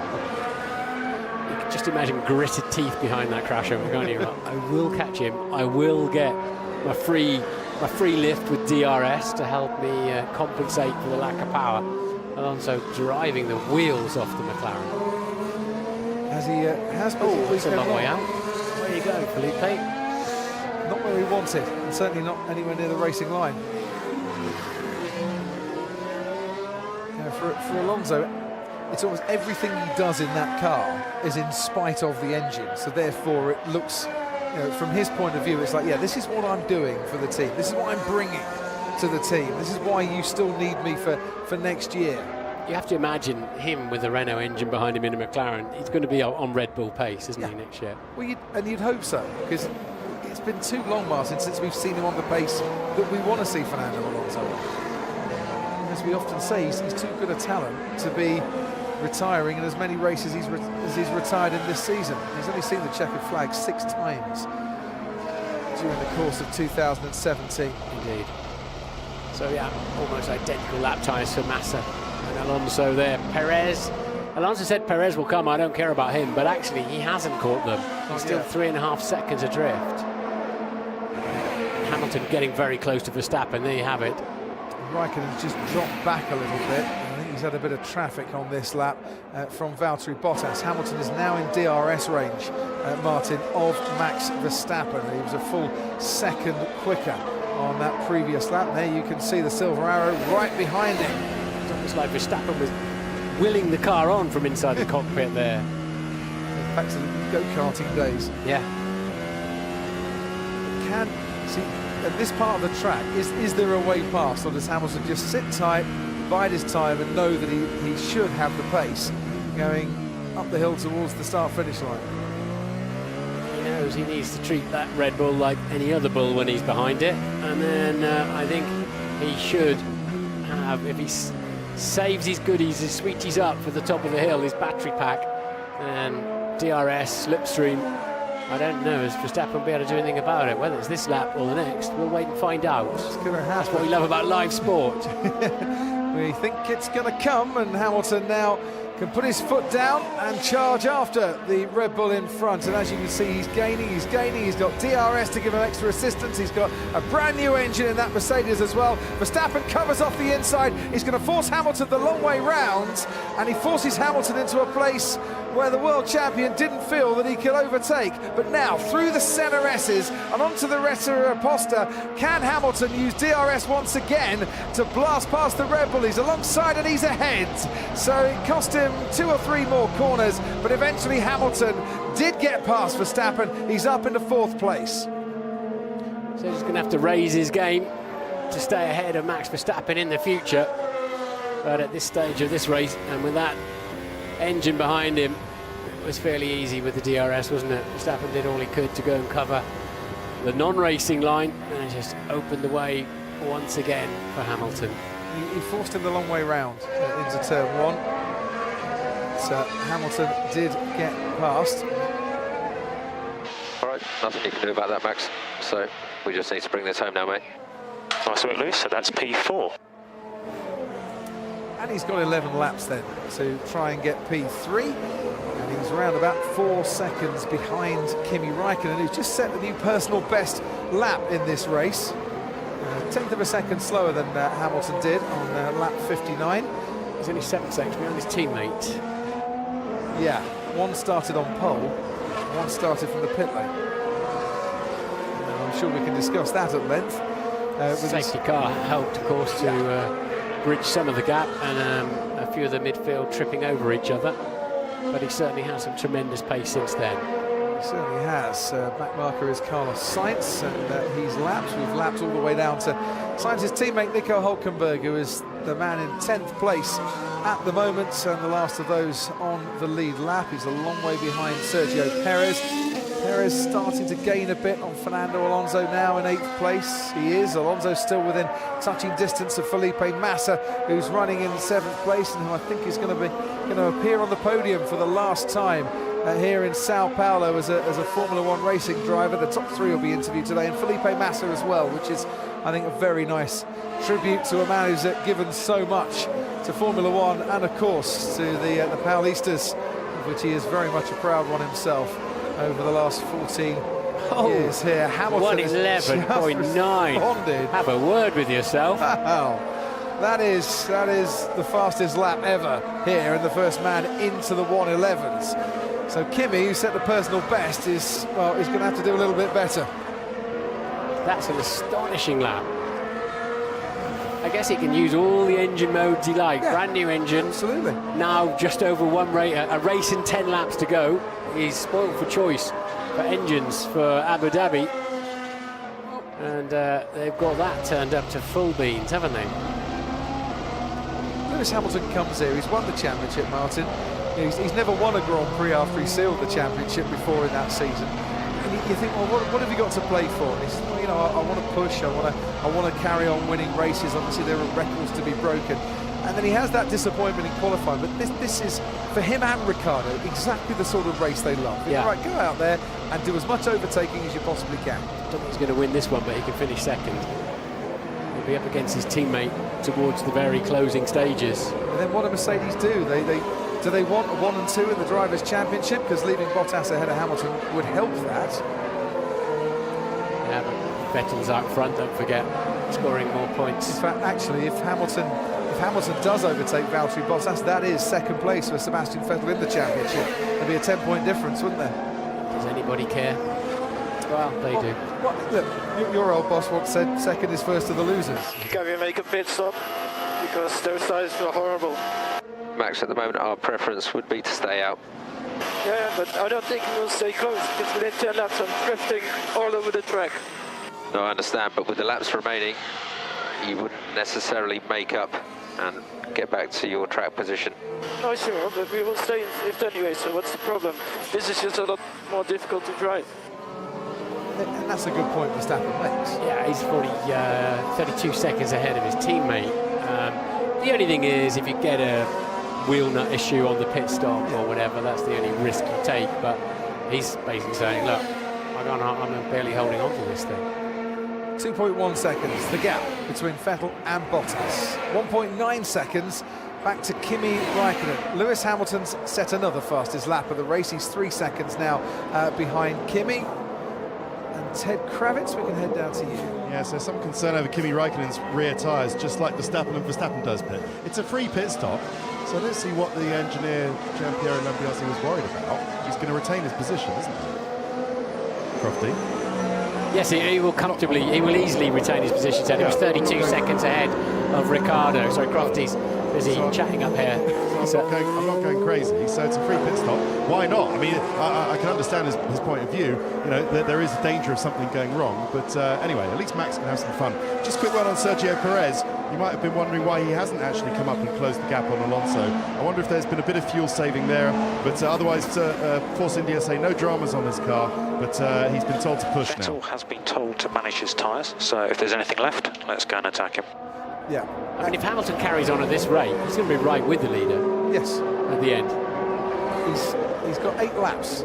And Vettel's going to have to re-engage to keep. But of course, what you've got to take out of that equation is not just the pure mathematics, is that Hamilton has got to pass Raikkonen. Bottas should be an easy one, but what I would say, Martin, as well, Vettel is not going to get traffic, so that's not going to come into the equation. And maybe he is just saving engine a little bit and has the ability to turn that up. An 11.8 for Hamilton now. Yeah. They're all the top 4 all in the same short back straight now. And I was just trying to clear up and put my theory to the test here in the commentary box. I think the reason why the GP was saying to Verstappen, well, we don't really want you to pit, is if Hamilton tries to overtake Kimi Raikkonen and happens, you know, in the last couple of laps, he's not going to be in a position to make up any places if one of those two trip up over each other and get a bit of damage. He's not, but Bottas can't attack Vettel. Hamilton can if he gets near enough. I think if Hamilton just clears the Ferrari of Raikkonen immediately without any penalty, I think he's game on to have a run at Vettel. Well, but we'll see. It just depends what it costs him now as he coasts up behind third place man Raikkonen. So, let's see what the gap is now. 2.4 seconds, Vettel to Bottas, 1.8 seconds back to Raikkonen, 1.6 seconds back to Hamilton. He needed a faster lap than that, but he did manage to get past Nico Hülkenberg, so he's cleared the last of the lap cars that he'll be encountering during the course of this race. Verstappen, after his pit stop, is now on an absolute charge. And that's why he wanted to pit. He wants to get the fastest lap of the race in that league table. Sebastian Vettel's the man that's been setting fastest laps recently, 3 in the last 4 races. So how is Hamilton's Mercedes going to perform in the turbulent air kicked out the back of the Ferrari? He can coast up and get through. He's game on. Now 11-0 for Verstappen. That'll take some beating, unless he beats it. New fastest lap of the race for Max Verstappen. New fastest race lap record here. There you go, Max Verstappen, Red Bull Racing 1:11.0. And we do know from what we learned in Mexico, he does get a bonus for fastest lap. Christian Horner confirmed that, didn't he? So is that why Red Bull say we don't want you to pit? And he says, no, I'm coming in. Right. These tyres, I can barely keep it on the track. Give us new ones. Look at that, the top 4, Martin, you can see them all down the main straight. What's the gap? 1.1 seconds. Hamilton behind Raikkonen. He might just, as we go through the next DRS detection zone, be within DRS range, and he might be able to attack Raikkonen just that little bit harder. How's his tyres looking? Does that just pick up on the right, rear left? Up there, but nice. And that lovely sheen that you want to see. The left rear is vibrating there under traction, isn't it? So is that indeed? No, that might be a blister in that left rear. Right in the centre, as we saw the tyre vibrating under heavy traction. So I was trying to see it again, see whether it's pick up, but the second time I saw that, it looked more like a blister. He's going to be within touching distance of Kimi Raikkonen here as we watch shot clear on the Ferrari pit wall, and the engineers trying to give their man whatever advice they can, but the advice is defend now, as Sergio Perez is right on the back of Fernando Alonso as well, and Alonso's actually got closer to Felipe Massa, but we'll go back to this battle between 3rd and 4th. It's taken Hamilton too long to catch and pass the Ferrari to give him a shot at victory. He's in DRS range, he's going to have a little go, is he? No, not into turn 1, locks up his tyres into the bargain as well, and then loses a bit of momentum, dropping down the hill through the centre S's, and that'll cost him at the end of the next straight. Means he's got another lap to do now before he can pass him. Indeed, he does pass him. Driver of the day. I imagine this man might be in somebody's reckoning. Well, as I said, we've had 2 occasions in Formula 1 before where a man starting in the pit lane has got onto the podium by the end of it. Could it be a third today? Cost him dearly. I think he would have been passed into turn 4 had he not have made that mistake into turn 1. Just looking further down, still Felipe Massa holding off Fernando Alonso, and Sergio Perez, as they make their way towards the start-finish line, is within touching distance as well. Kimi Raikkonen on for a 90th podium as Fernando Alonso has to defend from Sergio Perez going into the first corner. Maurizio Arrivabene watches on. There's tension here in the closing stages. Valtteri Bottas not challenging and not having to defend much either, but Hamilton, is he close enough to have a go at Kimi Raikkonen with 4 laps remaining? Nowhere near. I think he's beginning to hurt with his rear tyres.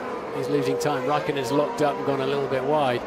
But Hamilton lost a little bit there, if anything. In fact, he was the slowest of the top 4 in the turbulent air of that Ferrari, and you just saw him struggling to put the power down as well. He is still in DRS though. You wonder if he might have picked up a flat spot, Martin, where he locked up before. Possible. On board with Kimi Raikkonen, watching the Mercedes from the rear wing behind him. Must be really hurting the balance and the effectiveness of that Mercedes following so close to the Ferrari through this middle sector here. Lap 68 of 71 at Interlagos on this Sunday afternoon. Sebastian Vettel leading from Valtteri Bottas. Hamilton not getting off the corners. Just not getting off the corners now. Yeah, he's just lost that little bit extra. Maybe he just had that one chance, it didn't work out for him, and he might have to settle for fourth place. But there's tension wherever you look in the garages as towards the first corner we go once again. Hamilton too far back to try and challenge Kimi Räikkönen. Ted, down to you. Yeah, Hamilton's been given a different mode on his steering wheel to give him, quote, a bit more poke. So he didn't have enough before. They've found the secret mystery magic mode. What's happened here to Lance Stroll? Left front tyre delaminating as the running. Something's on the tyre. It's something out of the tyre, unfortunately. He did talk about the big lock-up earlier on, didn't he, in flat spot. They told him it should be okay. It's not. He's been, about 5 or 6 laps ago, that one. We can see where it started to really go. Yeah, right there where he locked up again. Gone through the compound of the tyre, down to the carcass of it. And that's what you can see. Meanwhile, the two Saubers still having a good old scrap as well. Wehrlein ahead of Ericsson. But Ericsson was having a little look into turn one. They're all sliding their way, aren't they, through Junshao. It's an important corner to get good traction out of, because for the next 16 seconds, they're at full blast and at full throttle. 2 laps to go, 2.1 seconds, the gap between Vettel and Bottas. Then it comes to Räikkönen and Hamilton. Hamilton is a lot closer to Kimi Räikkönen, but not in a position to try and make an overtake. Will that happen down into the next braking zone into turn 4 and 5? That's how Hamilton has gained on Räikkönen in that last lap, and he wants to gain that little bit more. He's going to have to come from a long way back, can't do it on this particular occasion. Looking a little bit further back, still Felipe Massa ahead of Fernando Alonso, ahead of Sergio Perez. That is an absolute cracking battle going on, and Massa holding on to 7th place and his last Brazilian Grand Prix, as we see now from the rear wing of Kimi Räikkönen, just where Lewis Hamilton is starting to struggle a bit, where he's not, Martin, in close enough to have a go. No, he just can't get the power down. He's got plenty on the straights when you're not grip limited, when the downforce takes over. But he's really struggling. He asked a lot of those tyres with those incredible laps, and I think they're beginning to cry enough.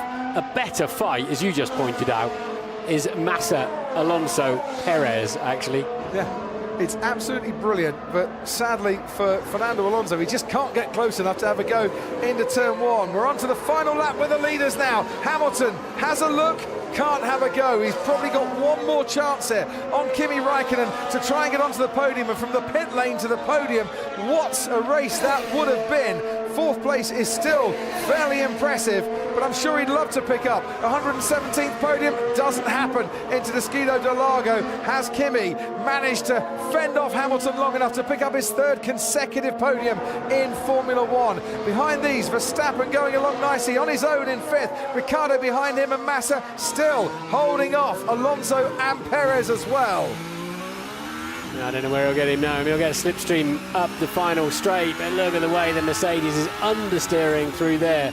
Front end sliding across the road. That's why these Mercedes are definitely designed to be out front, aren't they? But the man out in front today, as he took the lead going into the first turn at the start, is Sebastian Vettel, who'd only won 1 of the last 12 Grand Prix before he came to Interlagos, but to Brazil he came, and he is going to pick up his 3rd win at this track.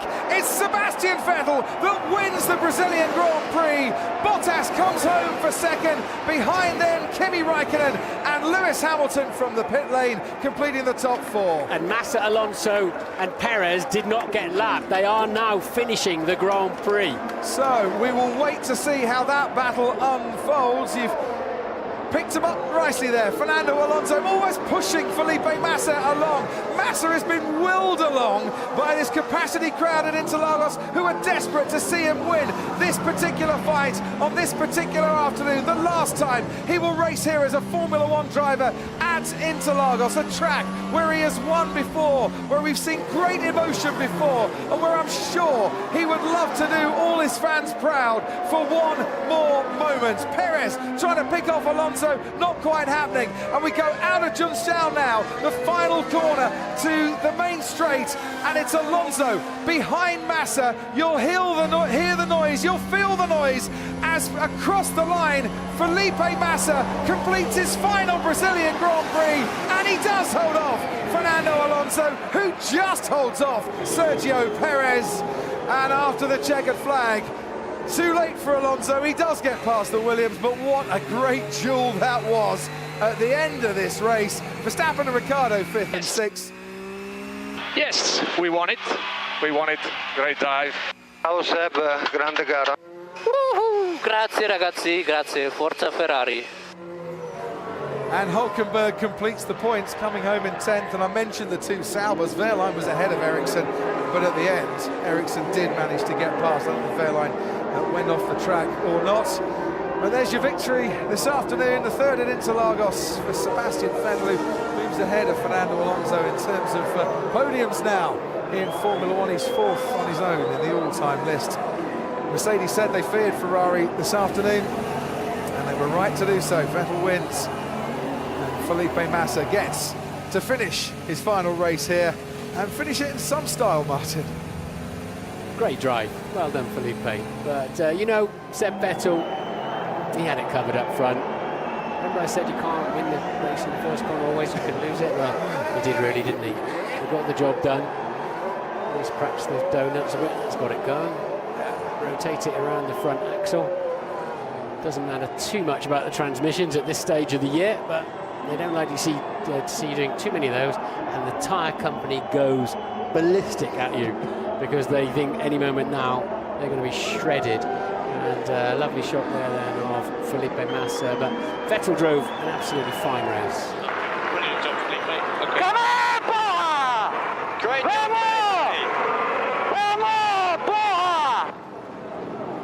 And he beat Alonso for good measure. Yeah, that one was personal. And I think quite fitting as well. He talked about it with Ted, you know, what happened at the German Grand Prix, and Alonso got past him on that occasion. Ferrari today, Sebastian Vettel holds the steering wheel aloft and gets a good round of applause from the home fans. I think the place is going to erupt when Felipe Massa parks up in a few moments' time.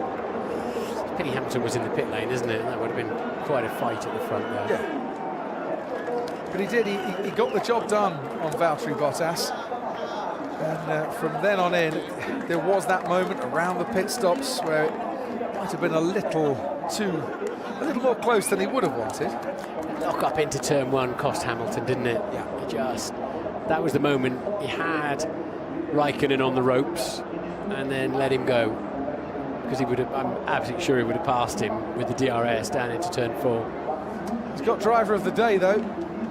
They gave him a new engine, told him to go and chase after the pack, and he did that to come home in 4th place. No one has finished outside. No one has finished on the podium here from outside the top 4 on the grid since 2012. So it was a big ask for him. Valtteri Bottas can still get 2nd place in the championship, but his task is that much harder in Abu Dhabi. The final race in 2 weeks' time. And this I like. Fernando Alonso stands by his car and applauds Felipe Massa as he comes into the pit lane here for the last time. That a nice touch from Fernando there.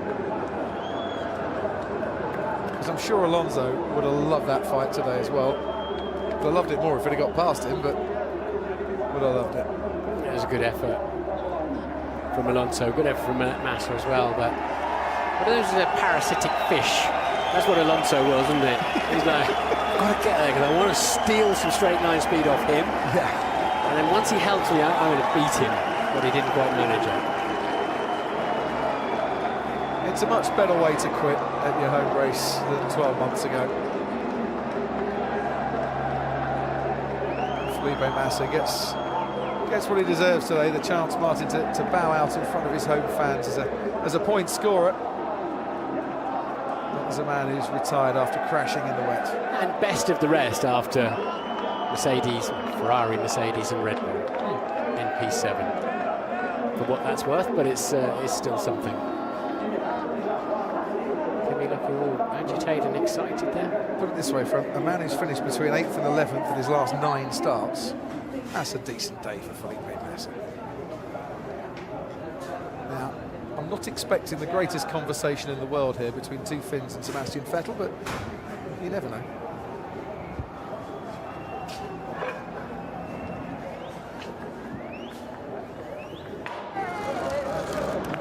We'll wait and see if the conversation starts. Jalapeno there, his lad.